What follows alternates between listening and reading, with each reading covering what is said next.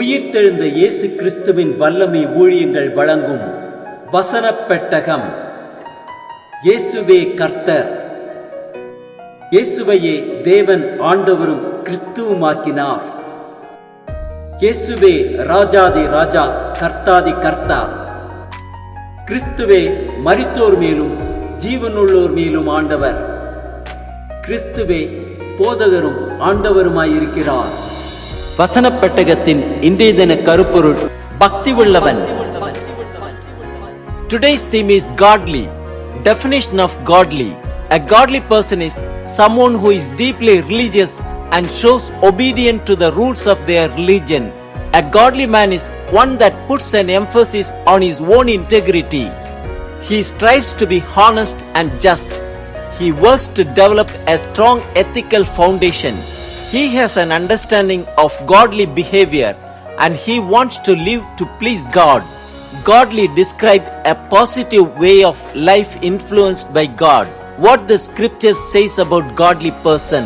1 Timothy 6:11 says, O man of God, pursue righteousness, godliness, faith, love, steadfastness, gentleness. In 1 Timothy 4:8, Paul describes godliness as profitable for all things, having promise of the life that now is and that of which is to come. Great godly men in the Bible. Moses was a godly man who consistently in tune with God's plan. Joshua was a godly man and he was known as a strong leader of Israel as they conquered the land that God had given. David was a godly man who was in tune with God's heart and plan for Israel. Job was a godly man. Even he lost all his wealth, he did not speak evil against God. Daniel was a godly man who refused to worship the king, even he was put into the den of lions, but only worshipped the living God. Paul was a great and godly man who established many churches, trained young pastors, and wrote much of the New Testament. Characteristics of a godly man. Keeps his heart pure. A godly man strives to have purity of heart. He strives to avoid lust and other temptations and works hard to overcome them. He keeps his mind sharp. He wants to know God's answer to any situation he may face. This means spending time in Bible reading and spending time in prayer. He has integrity. He strives to be honest and just. He works to develop a strong ethical foundation. He has an understanding of godly behavior and he wants to live to please God. He uses his words wisely. Godly man puts an emphasis on speaking well to others. He actually works on telling the truth in a loving manner and in a way that people respect him for his honesty. He works hard.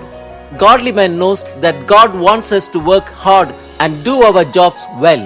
He wants us to be an example to the world of what good hard work can bring. He devotes himself to God. God is always a priority to a godly man. The man looks to God to guide him and direct his movements. He relies on God to provide him with an understanding of situations. He devotes his time to doing godly work. Godly men go to church. They spend time in prayer. He never gives up. A godly man knows the difference between God's plan and his own. He knows never to give up when it is God's plan and to persevere through a situation. And he also knows when to change direction when he allows his own mind to get in the way of God's plan. He gives without complaint. A godly man gives his time or his money without complaining because it's God's glory he seeks. When he is doing God's work, he gives to others and God gives him a heart for giving. Let us pursue righteousness, godliness, faith, love, steadfastness, gentleness, and follow the steps of Jesus Christ, who is the author and finisher of our faith. God bless you all. பக்தி உள்ளவனை கர்த்தர் தமக்காக தெரிந்து கொண்டார் என்று அறியுங்கள். நான் கர்த்தரை நோக்கி கூப்பிடுகையில் அவர் கேட்பார். பக்தி உள்ளவனை குறித்ததான வேத வசனங்களை பார்க்கலாம். 1 தீமோத்தேயு 2:2 முதல் 4 வரை உள்ள வசனங்களில் வாசிக்கிறோம். நாம் எல்லா பக்தியோடும் நல்லொழுக்கத்தோடும் கலகமில்லாமல் அமைதலுள்ள ஜீவனம் பண்ணும்படிக்கு ராஜாக்களுக்காகவும் அதிகாரமுள்ள யாவருக்காகவும் அப்படியே செய்ய வேண்டும். நம்முடைய இரட்சகராகிய தேவனுக்கு முன்பாக அது நன்மையும் பிரியமுமாயிருக்கிறது. எல்லா மனுஷரும் ரட்சிக்கப்படவும் சத்தியத்தை அறிகிற அறிவை அடையவும் அவர் சித்தமுள்ளவராயிருக்கிறார். 1 தீமோத்தேயு 3:16 வாசிக்கிறோம், அன்றியும் தேவ பக்திக்குரிய ரகசியமானது யாவரும் ஒப்புக்கொள்ளுகிறபடியே மகா மேன்மை உள்ளது.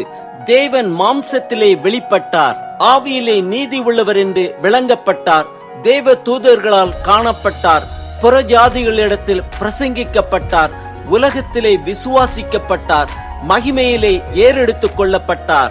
1 தீமோத்தேயு 4:7-8 வாசிக்கிறோம், சீர்கேடும் கிழவிகள் பேச்சுமாயிருக்கிற கட்டுக்கதைகளுக்கு விலகி தேவ பக்திக்கு ஏதுவாக முயற்சி பண்ணு. சரீர முயற்சி அற்ப பிரயோஜனம் உள்ளது. தேவ பக்தியானது இந்த ஜீவனுக்கும் இதற்கு பின்வரும் ஜீவனுக்கும் வாக்கு தத்துவம் உள்ளதாகியால் எல்லாவற்றிலும் பிரயோஜனம் உள்ளது.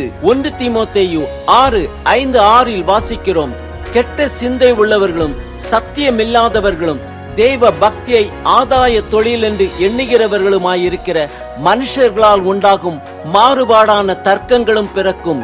இப்படிப்பட்டவர்களை விட்டு விலகு. போதும் என்கிற மனதுடனே கூடிய தேவ பக்தியே மிகுந்த ஆதாயம்.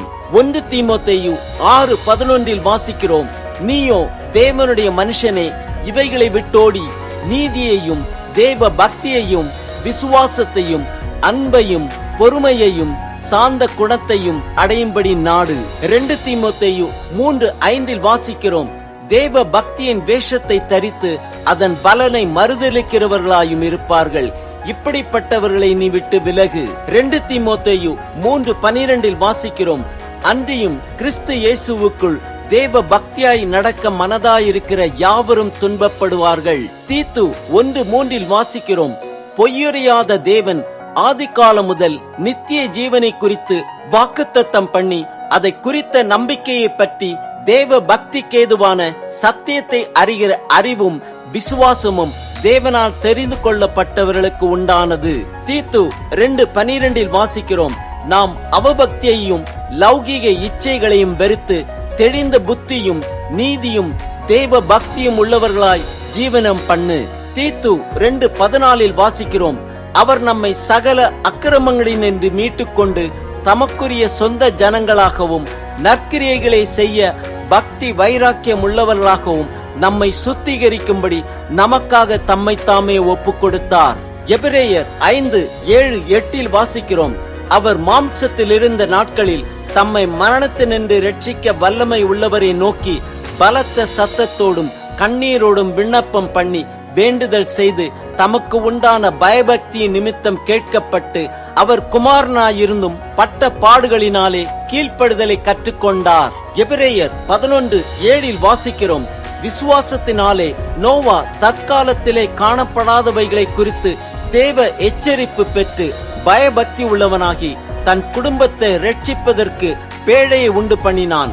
அதனாலே அவன் உலகம் ஆக்கினைக்குள்ளானதென்று தீர்த்து விசுவாசத்தினால் உண்டாகும் நீதிக்கு சுதந்திரவாளியானான். எபிரேயர் 12:28 வாசிக்கிறோம், ஆதலால் அசைவில்லாத ராஜ்யத்தை பெறுகிறவர்களாகிய நாம் பயத்தோடும் பக்தியோடும் தேவனுக்கு பிரியமாய் ஆராதனை செய்யும்படி கிருபையை பற்றி கொள்ள கடவோம். யாக்கோபு 1:26-27 வாசிக்கிறோம், உங்களில் ஒருவன் தன் நாவை அடக்காமல் தன் இருதயத்தை வஞ்சித்து தன்னை தேவ பக்தி உள்ளவன் என்று எண்ணினால் அவனுடைய தேவ பக்தி வீணாயிருக்கும். திக்கற்ற பிள்ளைகளும் விதவைகளும் படுகிற உபத்திரவத்திலே அவர்களை விசாரிக்கிறதும் உலகத்தால் கரைப்படாதபடிக்கு தன்னை காத்து கொள்ளுகிறதுமே பிதாவாகிய தேவனுக்கு முன்பாக மாசில்லாத சுத்தமான பக்தியாயிருக்கிறது. ஆம், பக்தி உள்ளவனை கர்த்தர் தமக்காக தெரிந்து கொண்டார் என்று அறியுங்கள். அசைவில்லாத ராஜ்யத்தை பெறுகிறவர்களாகிய நாம் பயத்தோடும் பக்தியோடும் தேவனுக்கு பிரியமாய் ஆராதனை செய்து அவருடைய நாமத்தை மைமைப்படுத்துவோம். தேவ பக்தியை ஆதாய தொழில் என்று எண்ணாதவர்களாய் உலகத்தால் கரைப்படாதபடிக்கு நம்மை காத்து கொண்டு பிதாவாகிய தேவனுக்கு முன்பாக மாசில்லாத சுத்தமானவர்களாக ஜீவனம் பண்ணுவோம்.